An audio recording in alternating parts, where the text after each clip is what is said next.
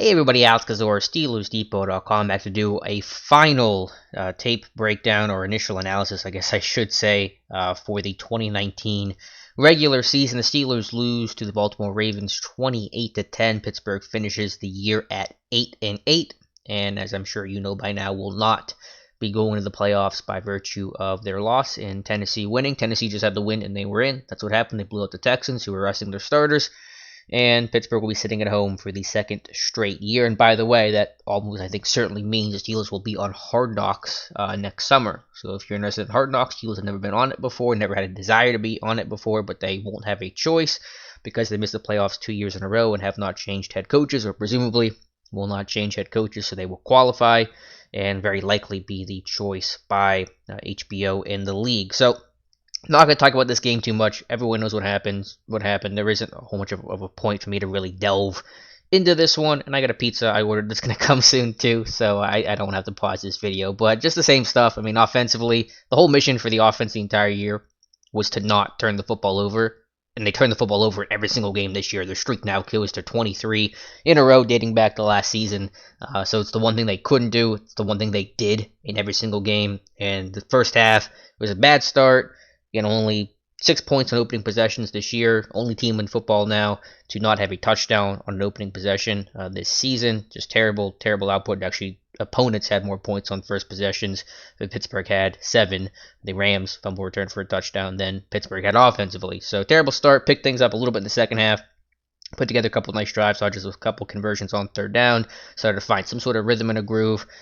Snell got a touchdown, took a 7-6 lead, but then it was just all downhill from there. I think this offense had maybe 60 yards of offense in the second half. The rain came down. The run game suffered. Pass protection was a mess. Same issues. Blitz schemes that they're not able to adjust to and account for. It happened the final three weeks of the year. Buffalo, the Jets, and Baltimore. I don't know why that fell apart so much late. It wasn't like that was an issue the entire season. It just came up late.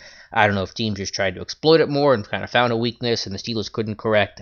I don't know what happened, but the line was playing well. I know this probably won't be received too well, especially in light of the loss and the Steelers being eliminated, but the line was playing well. The first, what would that be, 14 weeks of the season, or 13 games of the season, I guess is how I should frame it.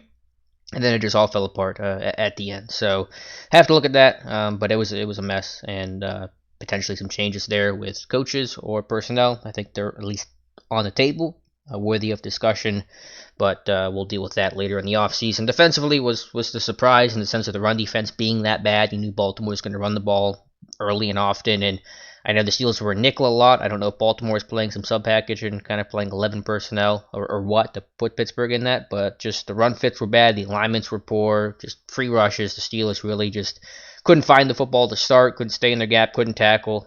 Barron, Terrell Edmonds didn't play well.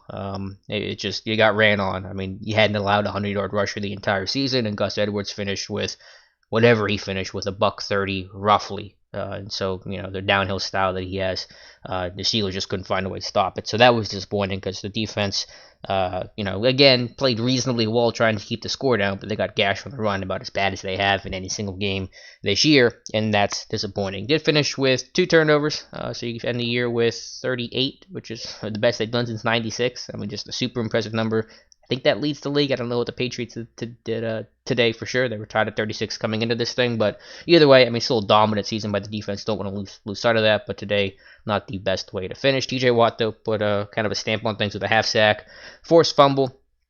Certainly, they tried to approach it defensively of just attacking RG3 the entire time, and that's a scheme thing that's been done before against the Greg Roman coach teams like Colin Kaepernick. You will go after the quarterback every single time and hit him and basically just make him pay for reading, even if he hands the football off. And so that was the approach. Led to a lot of chippiness. I'm sure the Ravens aren't too happy about the way the Steelers approached that thing, but it's called a mesh charge. I'll have an article maybe on that a little later in the week that describes the style behind it and the idea and the intent.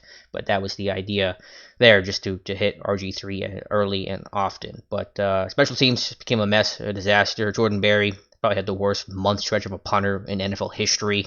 Just been beat up and dropping snaps and fakes that didn't work out, and some punts that just were ugly whenever he did get something off.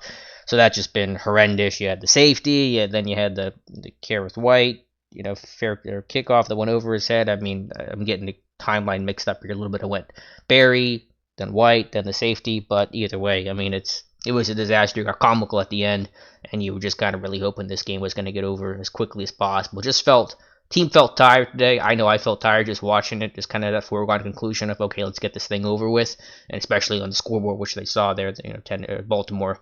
The stadium they had the score displayed the entire game. You saw Tennessee was killing Houston, and that just kind of takes the win out of your sails all the more. So 8-8.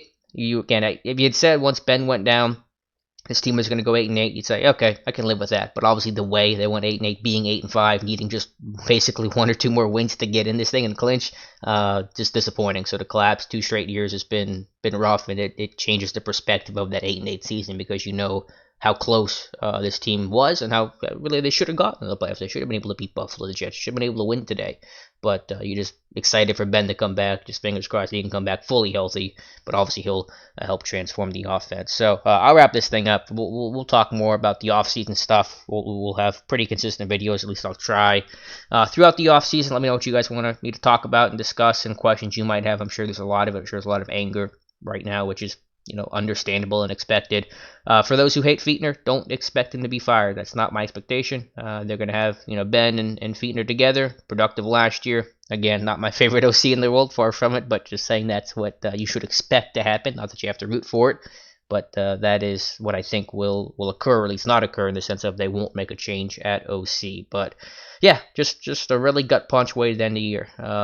Not a Super Bowl winning team. The offense wasn't going to support it, but I would love to see this team in the playoffs, get back to it. I mean, after missing last year, and just see what this defense can do, and maybe you could make a game interesting, but not to be. And we'll cover the offseason throughout the next couple months. We got Senior Bowl coming up, draft stuff, offseason with free agency, and all that fun stuff. So for the final time of this recap, at least we'll be back a little later in the week to do some tape breakdown related things. Let me know your thoughts in the comments below. Whether you're watching on YouTube, follow me on Twitter at Alex_Kozora, or follow the website SteelersDepot.com. Thank you guys so much for listening, and we'll talk to you soon.